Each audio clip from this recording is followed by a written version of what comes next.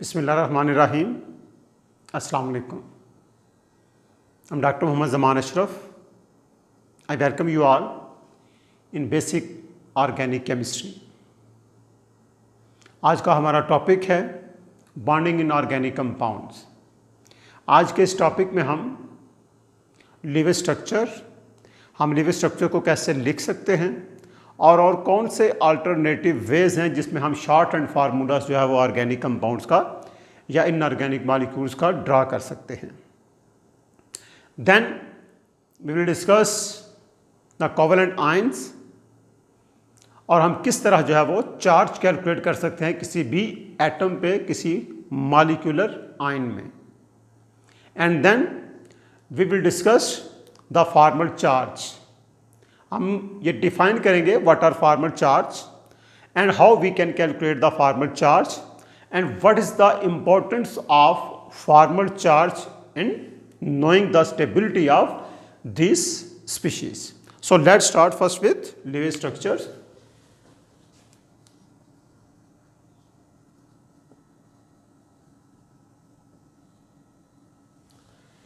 For example, we have water. In case of Lewis structure, we mention all the valence electron in the atoms which form molecule. For example, we have water H2O। हम इसका जो है वो molecular formula इस तरह लिखते हैं H2O। तो जब आप इसका लिविंग स्ट्रक्चर लिखेंगे then we have oxygen and here we have एक हाइड्रोजन और आपके पास है दूसरी हाइड्रोजन और यहाँ आपके पास दो लोन पेयर्स होंगे। या आप मीथेन का स्ट्रक्चर अगर लिखें carbon we have hydrogen hydrogen hydrogen hydrogen. इसको आप इस तरह भी मेंशन कर सकते हैं ऑक्सीजन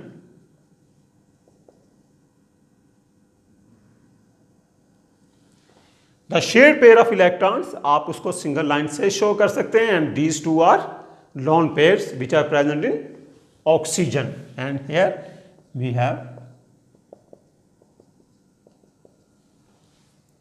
इसी तरह आप इसे जो है वो H2O या इसको आप CH4 जो है वो इस तरह इस फार्मूला से मेंशन कर सकते हैं क्योंकि ये तो हमारे पास बहुत सिंपल जो है वो मॉलिक्यूल्स हैं। अगर आप कॉम्प्लिकेटेड मॉलिक्यूल्स की तरफ जाएं जिसमें जो है वो 10 कार्बन हो इस तरह जो है वो मल्टीपल हाइड्रोजन एटम्स या और कुछ फंक्शनल ग्रुप्स हों तो उनमें फिर जो है वो लिव स्ट्रक्चर जब आप लिखेंगे देन इट्स वेरी डिफिकल्ट या बड़ी एक टीडियस जॉब होगी ये इन सारे मॉलिक्यूल्स को फॉर एग्जांपल हायर अल्केन्स को या एल्कीन्स को या एरोमेटिक कंपाउंड्स को आप लिव स्ट्रक्चर्स की फॉर्म में लिखें। इसलिए हमारे पास मॉलिक्यूलर फार्मूला या स्ट्रक्चरल फार्मूला ये हमारे पास मेथड्स हैं जिससे आप इन मॉलिक्यूल्स को इजीली यहाँ शो कर सकते हैं। यहाँ वाटर का जब आपने फार्मूला लिखे तो ये अंडरस्टूड है कि इस ऑक्सीजन में जो है वो दो लोन पेयर्स हैं।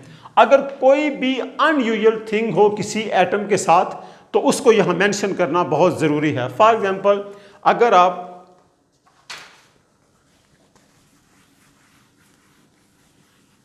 एलिमेंट्स को देखें तो हमारे पास फर्स्ट रो में हाइड्रोजन और उसके बाद जो है वो हीलियम है और जो सेकंड रो में एलिमेंट्स हैं lithium and then we have beryllium and then we have boron carbon nitrogen oxygen fluorine and neon.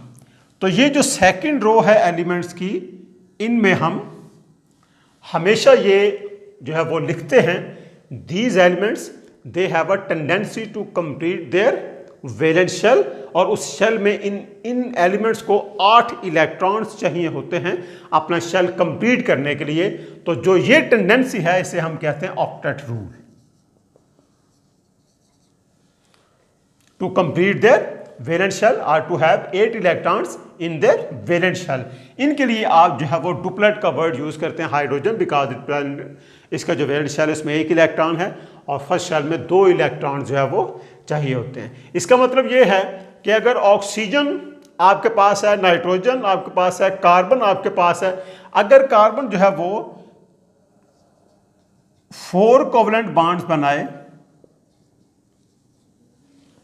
Then इसके ऊपर कोई चार्ज नहीं होगा, या नाइट्रोजन 3 बॉन्ड्स और एक लोन पेयर हो देन इट्स न्यूट्रल, या ऑक्सीजन 2 बॉन्ड्स और 2 लोन पेयर्स हों तो फिर यह न्यूट्रल। लेकिन अगर फर्ज करें ऑक्सीजन जो है वो एक कोवलेंट बॉन्ड बनाए, उसके पास 3 लोन पेयर्स हों, तो ये एक अनयूजुअल चीज होगी और यहां आपने इससे जो है वो मेंशन करना होगा कि इसके ऊपर कोई, इस ऑक्सीजन के ऊपर कोई चार्ज है।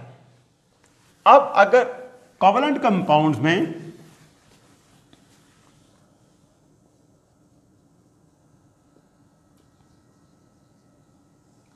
अगर आपके पास कोवलेंट कंपाउंड्स हैं और उनके ऊपर कोई पॉजिटिव या नेगेटिव चार्ज है तो आप उन्हें कहेंगे दीज आर कोवलेंट आयंस, या आप ये भी कह सकते हैं it results because any ionic compound it may have a covalent ion, covalent cation और एनाइन आर बोथ, से here we have NH3 plus HCl, so by this reaction we have NH4 positive, so this is a covalent cation। अगर आप इसके structure को देखें then we have hydrogen hydrogen hydrogen hydrogen और यहाँ +1 charge. So charge on this ammonium ion ये आप find कर सकते हैं, किसी भी जो है वो एक कोवलेंट स्पीशी में चार्ज को आप फाइंड कर सकते हैं, number of protons minus total number of electrons. So you have to calculate the total number of protons minus total number of electrons then is equal to, अब अगर for example आप इस पर टोटल नंबर ऑफ प्रोटॉन्स की बात करें, 7 protons in nitrogen plus 4 protons in 4 hydrogens, so total number of protons in this species we have 7 plus 4 11 minus total number of electrons, nitrogen 7 and hydrogen 3 hydrogen, in 3 hydrogen के पास जो है वो electrons हैं और एक के पास इलेक्ट्रॉन्स नहीं हैं। So here we have 7 plus 3, so 11 minus 10 is equal to +1। तो इस सारी स्पीशी के ऊपर जो है वो +1 जो है वो चार्ज होगा। इसका मतलब ये हुआ this is unusual with this nitrogen. क्यों? क्योंकि नाइट्रोजन ने यहां 4 बॉन्ड बनाए हैं। Here no lone pair is present at nitrogen. अगर इस तरह की सिचुएशन हो कि नाइट्रोजन जो है वो 4 बॉन्ड बनाए और उस पर कोई भी लोन पेयर मौजूद ना हो तो आप ये कहेंगे कि इस नाइट्रोजन के ऊपर पॉजिटिव चार्ज है। यही केस जो है वो आप इस स्पीशी के लिए जो है वो शो कर सकते हैं जब आप हाइड्रोक्सल -1 चार्ज जो है वो शो करते हैं। तो इसी तरह अगर आप ऑक्सीजन के टोटल इस सारी स्पीशी में टोटल नंबर ऑफ प्रोटॉन्स और टोटल नंबर ऑफ इलेक्ट्रॉन्स जो है वो निकालेंगे तो आपके पास जो है वो अगर आप उन दोनों को सबट्रैक्ट करेंगे तो आंसर आपके पास -1 होगा। ये शो करता है कि इस ऑक्सीजन ने इस वक्त 1 covalent bond, it forms 1 covalent bond with hydrogen और इसके पास 3 जो है वो लोन पेयर्स हैं इलेक्ट्रॉन्स के, जो कि अनयूजुअल है, इसलिए जो है वो इसके ऊपर कोई चार्ज होगा और ये भी आपके पास इस तरह जो है वो एक कोवलेंट आयन जो है वो है। Okay, so next is formal charge.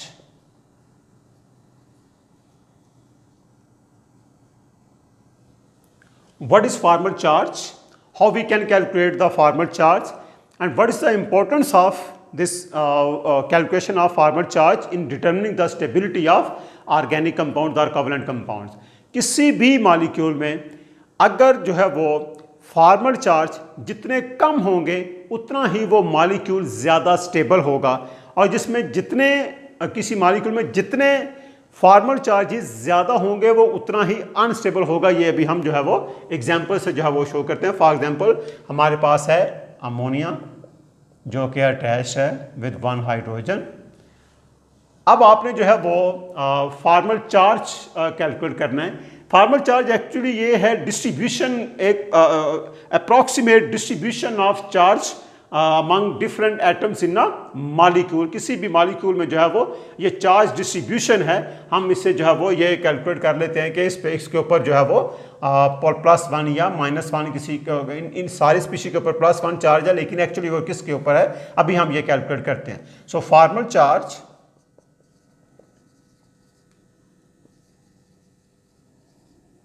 Fc is equal to number of valence electrons. जिस भी एलिमेंट के ऊपर आप जो है वो फॉर्मल चार्ज कैलकुलेट करना चाह रहे हैं उसमें number of valence electron minus number of unshared electrons in that atom and minus half the number of shared electrons. So it means कि अगर आप जो है वो जिस भी एटम के ऊपर फॉर्मल चार्ज कैलकुलेट करना चाह रहे हैं किसी भी मॉलिक्यूल या कोवलेंट कंपाउंड में, आप उसके नंबर ऑफ वैलेंस इलेक्ट्रॉन देख लें, उसे सब्ट्रैक्ट कर दें नंबर ऑफ अनशेयर्ड इलेक्ट्रॉन से और half the number of shared electron से सब्ट्रैक्ट करेंगे तो आपके पास फॉर्मल चार्ज आ जाएगा। इस तरह आप हर एटम के ऊपर फॉर्मल चार्ज जो है वो कैलकुलेट कर सकते हैं। से अगर आप यहाँ जो है वो हम फॉर्मल चार्ज कैलकुलेट करते हैं, सबसे पहले जो है वो हाइड्रोजन पे फर्ज करें। Formal charge on hydrogen is equal to number of valence electron hydrogen में 1 minus number of unshared electron lone pair hydrogen में नहीं है 0 minus half the number of shared electron. Hydrogen ने 2 इलेक्ट्रॉन जो है वो शेयर किए हैं, एक अपना इसका एक नाइट्रोजन का, तो यहां 2 इलेक्ट्रॉन्स हैं। 2 is equal to 1 minus 1 is equal to 0। So it means कि हाइड्रोजन के ऊपर इस वक्त जो है वो चार्ज 0 है। अब आप इसी तरह फॉर्मल चार्ज कैलकुलेट कर लें नाइट्रोजन पे। Formal charge on nitrogen is equal to number of valence electrons of nitrogen 5। So number of unshared electron, अब इस वक्त जो इसके पास लोन पेयर था वो अवेलेबल नहीं है, इसने शेयर किया है, सो इसलिए number of unshared electron 0 minus half the number of shared electron. अब नाइट्रोजन के जो शेयर्ड इलेक्ट्रॉन्स हैं 2 + 2 + 2 + 2 total 8 electrons. So 5 minus, here we have answer 4, 5 minus 4 is equal to +1. So it means the formal charge on nitrogen is +1. किसी भी organic compound में, अभी जैसे मैंने पहले भी आपसे जो है वो ये शेयर किया in case of covalent ions, कि अगर आपके पास नाइट्रोजन है, आपके पास जो है वो कार्बन है, या आपके पास ऑक्सीजन है या दूसरे एटम्स हैं, अगर कार्बन जो है वो 4 बॉन्ड्स बनाएगी तो इस पे फॉर्मल चार्ज 0 होगा। हाइड्रोजन अगर जो है वो मोनोवेलेंट, अगर ये 1 जो है वो कोवेलेंट बॉन्ड बनाएगी तो इस पे फॉर्मल चार्ज 0 होगा। अभी आपने ये जो है वो यहां देखा।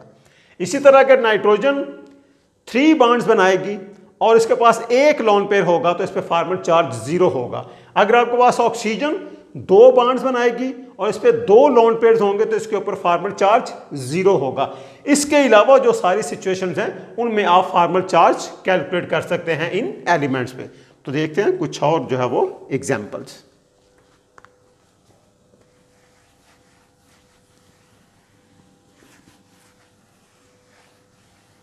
For example in case of alkoxide we have CH3O Na positive O negative, इस तरह हम लिखते हैं। सो आप यहां जो है देख लें, कार्बन, हाइड्रोजन, हाइड्रोजन, ऑक्सीजन। तो formal charge on oxygen is equal to number of valence electron 6 okay, so number of unshared electrons 4। अब यहां अगर आप देखें 2 और 2, इस पे 4 ये आपके पास, इसके पास 2 लोन पेयर्स हैं, but here we have negative charge, तो ये 2 electrons. So number of unshared electrons actually अब यहां 6 minus half the number of shared electrons. So number of shared electrons 2. Okay, so यहां आप 1 आंसर आ जाएगा आपका। So here we have 0 minus 1 is equal to -1. So in this case oxygen, it carries a -1 charge. So same is the case with OH negative. अगर आपके पास OH negative हो तो वो वहां भी यही केस होगा, या आपके पास कार्बोक्सिलेट में जो है वो ऑक्सीजन के ऊपर नेगेटिव चार्ज, तो इसी तरह आप फॉर्मल चार्ज कैलकुलेट कर सकते हैं वहां भी। अब आप एक और एग्जांपल जो है वो हम लेते हैं, CH2 double bond N double bond N। तो ये हमारे पास 2 तरह की नाइट्रोजन है, एक आपके पास A से शो कर लें और यहां आप इसे B शो कर लें। So formal charge on nitrogen A is equal to number of valence electrons 5, okay, and here number of unshared electrons, अब यहां अनशेयर्ड इलेक्ट्रॉन्स नहीं है, 0, minus half number of shared electrons 2 plus 2 plus 2 plus 2, 8. So here we have 5 minus 4 is equal to +1. इसका मतलब ये हुआ this nitrogen it carries +1 formal charge. Now calculate the formal charge on B, nitrogen B. Formal charge on nitrogen B is equal to number of valence electrons 5 minus number of unshared electrons. So here we have, एक इसके पास इसका lone pair है और यहां इसने 2 bonds बनाए हैं, एक वो जो है वो 4 minus half the number of shared electrons, 2 bond हैं, एक बॉन्ड में 2 इलेक्ट्रॉन्स हैं, 4.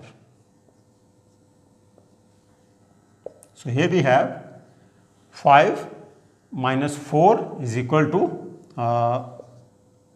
and minus 2, okay, minus 1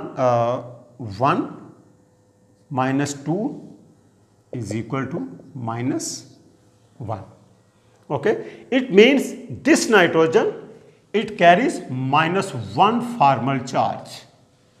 This nitrogen it carries +1 formal charge. So it show both the nitrogens they possess formal charge. अभी हम ये डिस्कस कर चुके हैं, किसी भी मॉलिक्यूल में जितने फॉर्मल चार्ज कम होंगे उतना ही वो ज्यादा स्टेबल होगा, और जिसमें फॉर्मल चार्ज जितने ज्यादा होंगे उतना ही वो अनस्टेबल होगा। और यहां से भी आप डाइआज़ोमीथेन की रिएक्टिविटी आपको पता है, ये जो है वो किस तरह रिएक्शन करती है, या डाइपोलर एडिशन जो है वो ये दे देती है, तो इसमें जो है वो ये एज अ न्यूक्लियोफाइल भी एक्ट करती है।